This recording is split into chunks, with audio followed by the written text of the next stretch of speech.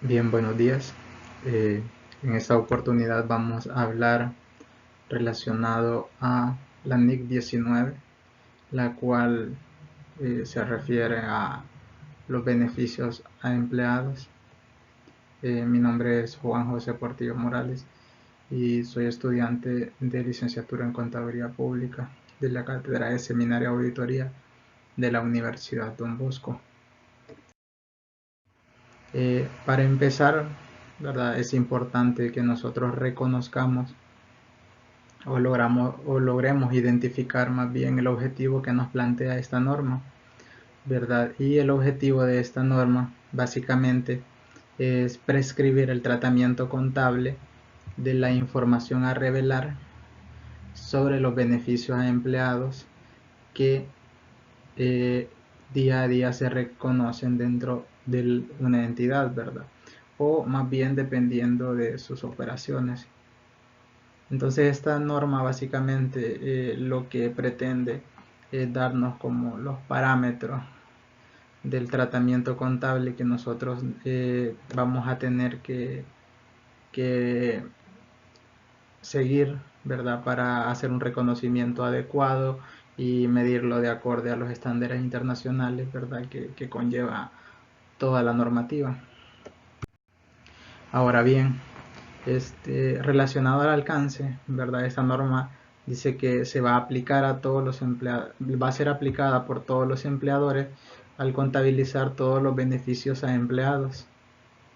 Entonces, básicamente, ¿verdad? Todas aquellas empresas que estén bajo esta norma o que quieran adopten esta norma, tendrán que aplicarla siempre y cuando éstas realicen operaciones que requieran o que estén relacionadas más bien con los beneficios a empleados. Más adelante vamos a ver algunas definiciones de qué es lo que la norma establece como beneficios a empleados y cuál es el tratamiento de reconocimiento y medición que estos conllevan. Muy bien. Los beneficios a empleados, según lo establece esta norma, comprenden diversas clasificaciones. Por ejemplo, la norma, el primer parámetro que nos da son los beneficios a empleados a corto plazo. Y nos dice, ¿verdad?, que van a ser beneficios a empleados a corto plazo todos aquellos que se esperen liquidar totalmente antes de los 12 meses posteriores al final del periodo anual sobre el que se está informando. Es decir, que se van a considerar a corto plazo o todos aquellos que sean por un periodo menor a 12 meses, que se esperen liquidar en un periodo menor a 12 meses. Básicamente se cumple la definición de corto y largo plazo de cualquier otra definición dentro de lo que es la normativa internacional y nos dice, ¿verdad?, que ejemplos o son ejemplos de beneficios a empleados a corto plazo los sueldos y salarios y las aportaciones de seguridad social, ¿verdad? Dentro de sueldos y salarios tenemos las remuneraciones que las empresas retribuyen a sus empleados por las prestaciones de servicios, ¿verdad? Llámese sueldo, horas extras, nocturnidades, lo cual dependerá de la legislación nacional de cada uno de los países, ¿verdad? En este caso, en El Salvador, tenemos normado por medio del Código de Trabajo, que lo vamos a ver un poco más adelante, lo que son los sueldos y salarios, la parte de horas extras, nocturnidades. Entonces, todos estos, como se esperan liquidar en un corto plazo, por ejemplo, los salarios generalmente son mensuales o quincenales, ¿verdad? Entonces, es un periodo menor a 12 meses, entonces se va a considerar como beneficios a empleados a corto plazo. La seguridad social, en este caso, ¿verdad? Dentro de El Salvador nosotros podríamos incluir dentro de la seguridad social las cuotas patronales que como empleadores, perdón, se retribuyen a los empleados. Es decir, en nuestro país la parte del IS, el Instituto Salvadoreño del Seguro Social, en la cual el empleador tiene que pagar una cuota patronal, un porcentaje, y la parte de la AFP, ¿verdad? Que también, que es el sistema de pensiones, que también se tiene que retribuir. consta básicamente del 7.75%. Entonces este factor, como son planillas mensuales las que se presentan entre estas instituciones para poder liquidar la obligación, se consideran beneficios a empleados a corto plazo. Ahora bien, también la norma nos dice que son beneficios a empleados a corto plazo los derechos por permisos retribuidos y ausencia retribuida por enfermedad. En nuestro país, ¿verdad? O incluso tal vez no legalmente, pero algunas empresas por normativa interna, ellas consideran que cuando una persona está incapacitada, se incapacita 2 o 3 días, dependerá de la política, ellos retribuyen esa incapacidad y le dan un porcentaje de su salario, ¿verdad? Aun cuando ésta no ha prestado el servicio debido a la incapacidad. Entonces acá podemos clasificarla en este caso ese tipo de beneficio. La participación en ganancias e incentivos, en este caso podríamos decir que hay algunas empresas que tienen la política de dar incentivos, bonificaciones o le pueden llamar de otra manera a sus empleados del rendimiento que ésta obtiene al final del periodo, es decir, sobre las utilidades, un X porcentaje definido en sus políticas es un bono para sus empleados. Entonces, desde este punto de vista, podríamos clasificar este tipo de incentivos en participaciones en ganancias e incentivos. Y otra de los puntos que se clasifican dentro de beneficios empleados a corto plazo son los beneficios no monetarios a los empleados actuales, tales como atenciones médicas, alojamiento, automóviles, entrega de bienes y servicios gratuitos, parciales o subvencionados. Entonces, bajo este concepto, nosotros podríamos incluir todos aquellos servicios o prestaciones que las compañías ofrecen a sus colaboradores. Tal es el caso de compañías que ofrecen prestaciones de seguros de vida, seguros médicos, eh, eh, incluso gasolina, un cierto porcentaje o cierto valor mensual de gasolina, cierto valor mensual en concepto de viáticos, en concepto de alojamiento, de retribución por movilizaciones entre ciudades y demás. Entonces, dentro de estos podríamos, ¿verdad?, clasificar este concepto. Ahora bien, adicional a los beneficios a empleados a corto plazo, la norma también es clara en dejar otras clasificaciones, los cuales son beneficios post-empleo. Estos beneficios post-empleo se pueden clasificar según la norma en beneficios por retiro, ¿verdad? Por ejemplo, pensiones y pagos únicos por retiro, y otros beneficios post-empleo, tales como los seguros de vida, beneficios de atención médica posteriores al empleo. En este caso, ¿verdad?, en nuestro país quizás es un poco difícil que se dé este tipo de beneficios a los empleados, ¿verdad? Pero en algunas empresas, ¿verdad?, se da el hecho de que tienen el beneficio de, por ejemplo, si una persona tenía 10 años y se retira, además de la indemnización que le corresponde por ley, le dan 15 días de salario, o un mes de salario, o 2 meses de salario. Entonces, dentro de este podríamos clasificar, o este sería un ejemplo de esta clasificación, ¿verdad? Ahora bien, existen otros beneficios a empleados a largo plazo. Y estos beneficios empleados a largo plazo, la norma los clasifica como las ausencias retribuidas a largo plazo, tales como vacaciones largas de periodo, servicios de año sabático, los premios de antigüedad u otros beneficios por largo tiempo de servicio y los beneficios de invalidez permanente. Es decir, si una empresa tiene la política de cuando el empleado cumple, digamos, 10 años, 20 años, 5 años, 30 años, le da un bono o le da un incentivo, ¿verdad? Generalmente premiando, digámoslo así, la carrera que el trabajador o colaborador ha hecho dentro de su compañía. Y estos beneficios se van a considerar para la norma como otros beneficios a los empleados a largo plazo. Ahora bien, también existe otra clasificación que es bastante importante, que son los beneficios por terminación.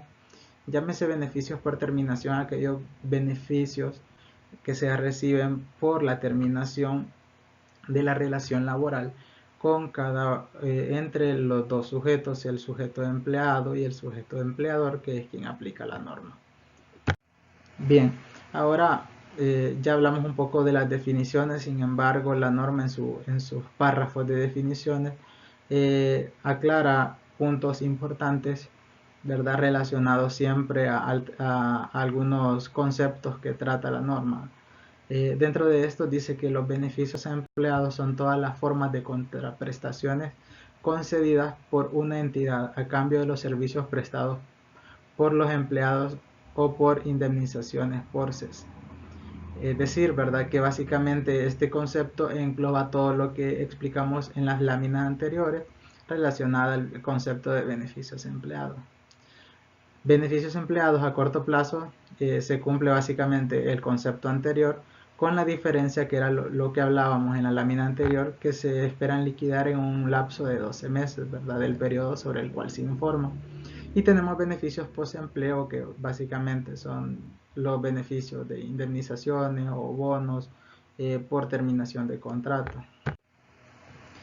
También tenemos otros beneficios a los empleados a largo plazo, los cuales ya de igual forma les explicamos, que son todos los beneficios empleados, diferentes a los beneficios a corto plazo, es decir, todos aquellos que sean o que se esperen liquidar en un periodo mayor a 12 meses van a ser considerados como otros beneficios a largo plazo.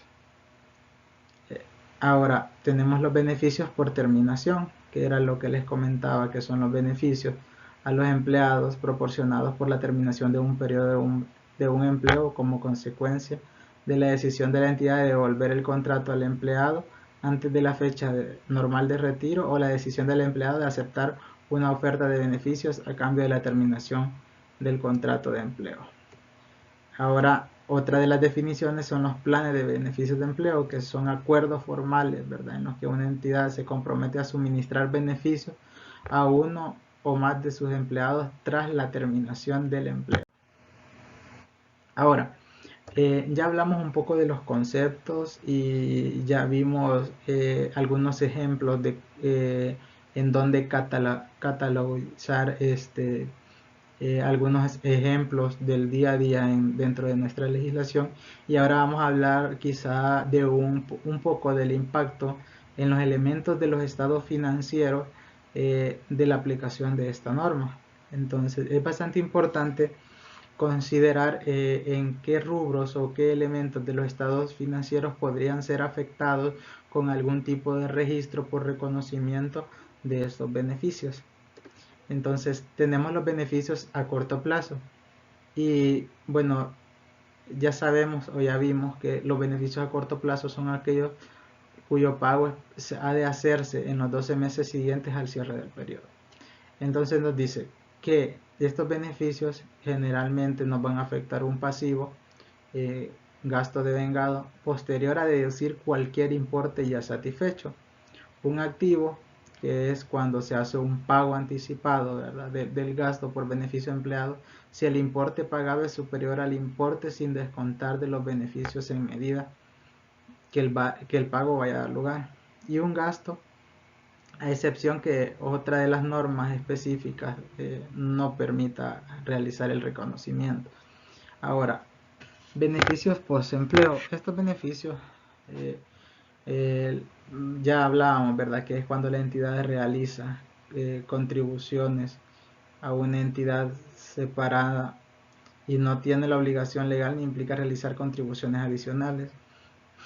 Entonces, al hablar de esto, decimos que se van a considerar el reconocimiento o un impacto o un efecto en el pasivo, en el activo y en el gasto, igual, de manera igual que en los beneficios a corto plazo.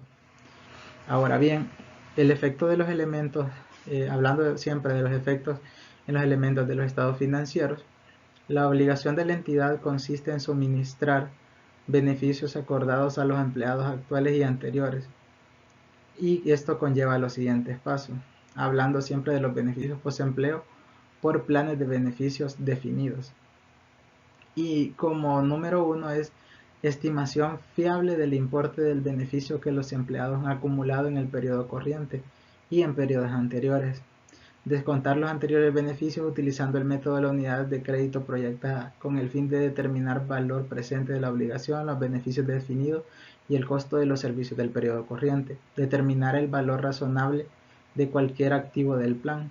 Determinar el importe de las ganancias o pérdidas actuariales, así como el importe de ganancias o pérdidas a reconocer.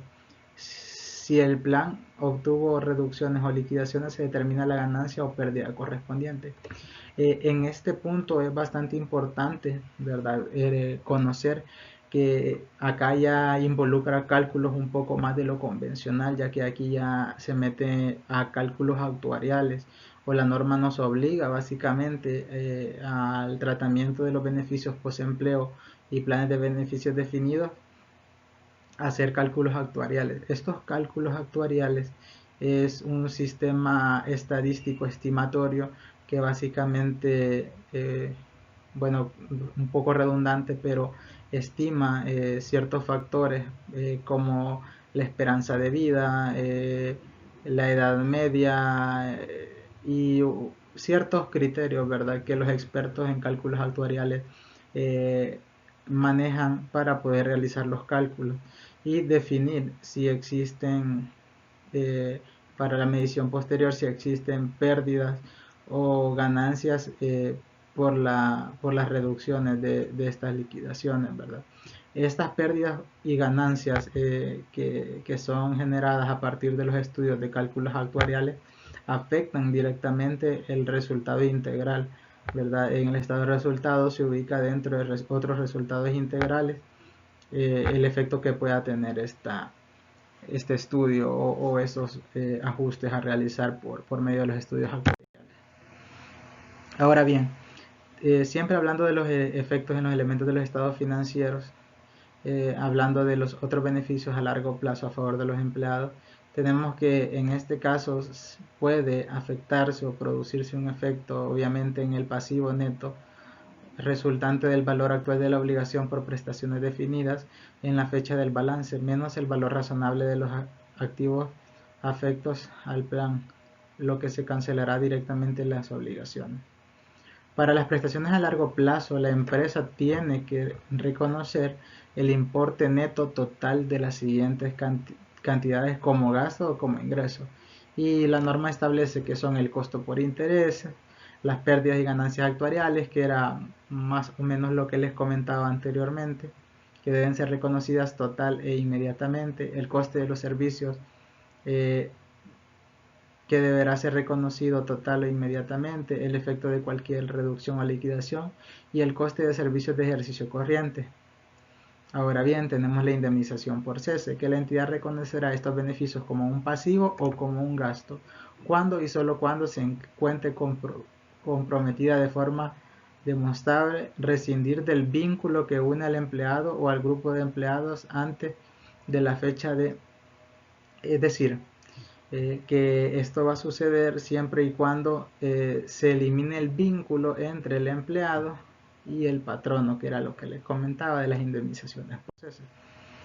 Ahora bien, hablando de un poco de la información a revelar, básicamente esta norma no establece algún tipo de información que requiera ser revelada, hablando de los beneficios a corto plazo. Sin embargo, es de importancia el considerar que dependiendo del tipo de beneficio podrá ser requerido revelar algún tipo de información por otra norma. Y un claro ejemplo es la NIC 1, que básicamente establece que hay que revelar información sobre los gastos a beneficios a empleados. Es decir, que aunque la propia norma de beneficios a empleados no requiera revelar información, la NIC 1 sí nos exige revelar información acerca de los beneficios a los empleados. En el caso de los beneficios post-empleo, los planes de aportaciones definidas, la norma únicamente que se deberá revelar el importe reconocido como gasto, que es básicamente lo mismo que nos exige la NIC 1. Ahora, principales cambios en la implementación de las políticas. Esto es bastante importante debido a que el implantar esta norma requiere de ciertos cambios, conocimientos, ¿verdad? Por parte de cada uno de los involucrados o de la empresa que lo va a implementar. Y es que el implementar una norma, sea cual sea, no es solo de implementarla, ¿verdad? Sino que se deben evaluar los principales cambios que se van a dar. Es decir, la empresa lo que tiene que hacer es evaluar su sistema de control interno, evaluar las políticas que tiene definidas para este tipo de reconocimiento, en este caso de los beneficios a empleados, y evaluar lo que la norma establece de cómo se van a reconocer y a medir dichos beneficios, y a partir de ahí establecer parámetros, ¿verdad? Establecer diferencias y ver qué cambios son los que se van a dar, ¿verdad? Esto debe de considerarse también que si ya se tienen políticas definidas, se va a tener que considerar la norma relacionada a las políticas contables y cambios en las estimaciones contables y errores, que es la NIC 8. Ahora bien, eh, vamos a hablar un poco acerca de las condiciones legales en nuestro país para poder implementar esta norma. Al hablar de beneficios a empleados, como se los comentaba anteriormente, es importante mencionar que dentro o evaluar la normativa o las leyes, la legislación local, ¿verdad? Porque es un tema bastante susceptible, incluso, ¿verdad? Hay una Organización Mundial del Trabajo y demás. Entonces, en nuestro país es importante considerar, ¿verdad? Todo lo que está dentro del marco regulatorio, y por eso vamos a hablar acerca de las condiciones legales en el ámbito laboral. Y ya que nosotros contamos con un código de trabajo que básicamente establece y regula todo lo relacionado al salario, a horas extras, a nocturnidades, vacaciones, el salario, horas extras y nocturnidades podríamos clasificarlo dentro de los beneficios de empleados a corto plazo. Las vacaciones ya entran dentro de los beneficios a empleados a largo plazo, ¿verdad? Porque estas vacaciones generalmente, o la provisión de estas vacaciones, se hacen estimadas, ¿verdad? Y sufren ajustes dependiendo de las bajas y las altas de personal.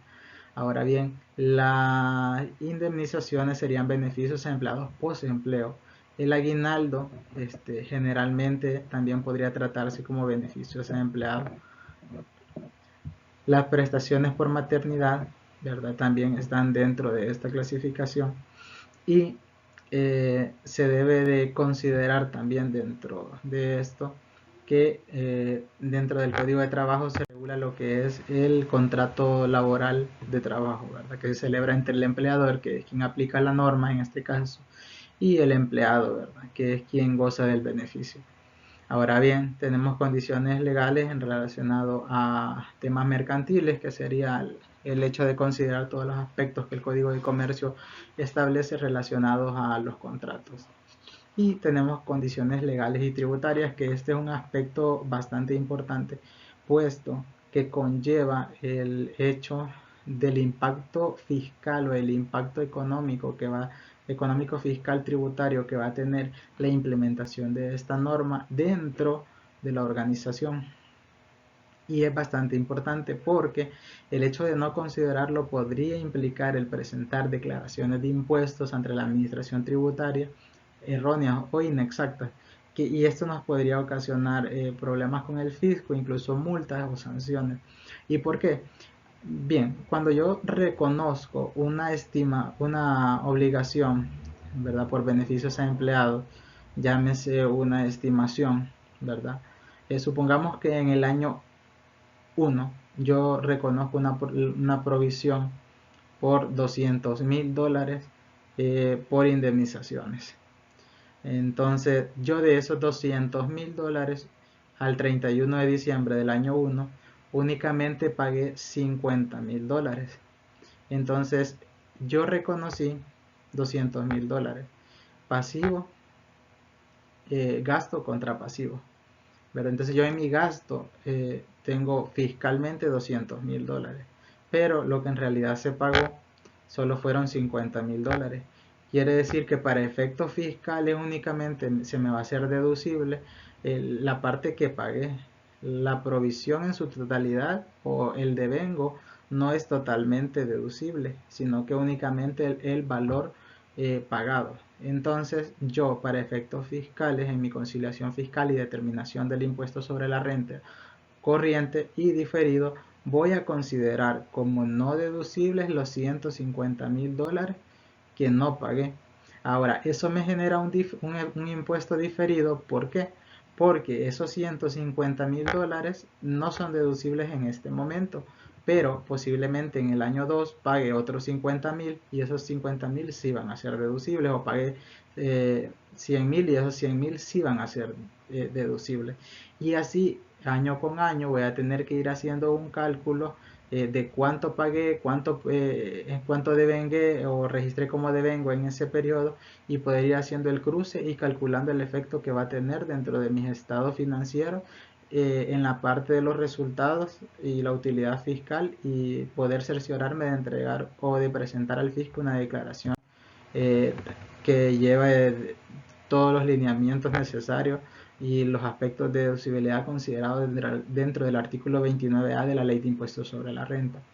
Ahora, existen, como toda norma y como las normas en general o en su conjunto, existen muchas ventajas al implementar esta norma, y es que bien, como bien lo decía, forma parte de un conjunto de normas, y al implementar estas normas facilitan la comprensión y lectura de los estados financieros, y por ende se da una mejor comprensión de la situación financiera de las compañías, y permite tener control de las estimaciones por los beneficios a los empleados y mejorar los cálculos de tal manera que se reconozcan con mayor exactitud.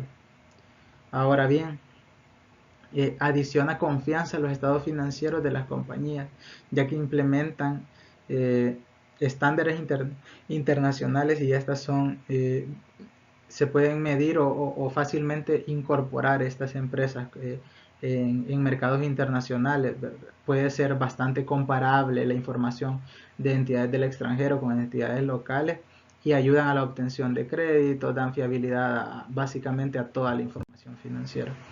Y ahora, ya para ir terminando, vamos a tocar un caso práctico básico, ¿verdad? Para comprender de manera general lo que esta norma conlleva. Y básicamente el caso establece que la empresa El Servicio SASB al 31 de enero de 2019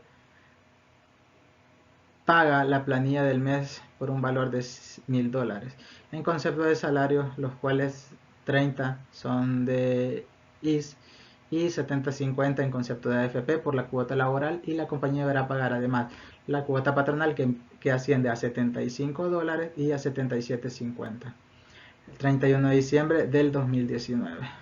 Entonces, en este caso, ¿verdad? Haciendo mención a lo que establecía el reconocimiento y la medición de esta norma, nosotros cargamos básicamente lo que es el costo, ¿verdad? En este caso, como es una empresa de servicios, sus salarios implican el costo, ¿verdad?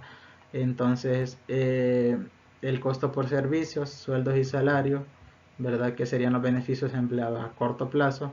También cargamos la cuota patronal, que serían beneficios empleados a corto plazo, que estarían dentro de la clasificación de cuotas sociales, ¿verdad? El efectivo por el valor a pagar, y la parte del pasivo por los beneficios a empleados, ¿verdad? Que esto, o sea, la parte de los salarios se lleva directamente al efectivo, porque el pago se hace de inmediato, ¿verdad? Y esto se lleva a una cuenta por pagar a un pasivo de beneficios a empleados, ¿verdad? Y el concepto que haría por pago de sueldos y salarios de la empresa el servicio SASB, y registro de devengo de cuota patronal de IS y AFP. Ahora bien, tenemos otro caso práctico, que es una provisión para el pago de indemnizaciones a largo plazo. Dice que la empresa, el servicio, posee la política de provisionar al final de año el valor de la indemnización. De acuerdo con el cálculo realizado, se realiza la provisión en concepto de indemnización, y se cotejó las planillas para determinar los trabajos y registros contables. Al momento del devengo de la indemnización, el registro contable es el siguiente. En este caso, ¿verdad? Realizamos el devengo, que sería el costo por servicio, en base al cálculo que la compañía hace mensualmente o anualmente, dependerá de las políticas de la compañía, los beneficios empleados por terminación laboral, ¿verdad? Que este sería el lado del pasivo. Y quedaría por el valor de la provisión de indemnización del ejercicio 2006. En este caso, ¿verdad? Supongamos que una de las personas se retira, sería de cargar la cuenta de pasivo contra la forma de pago, ¿verdad? Y de esta manera se daría como la disminución en el pasivo.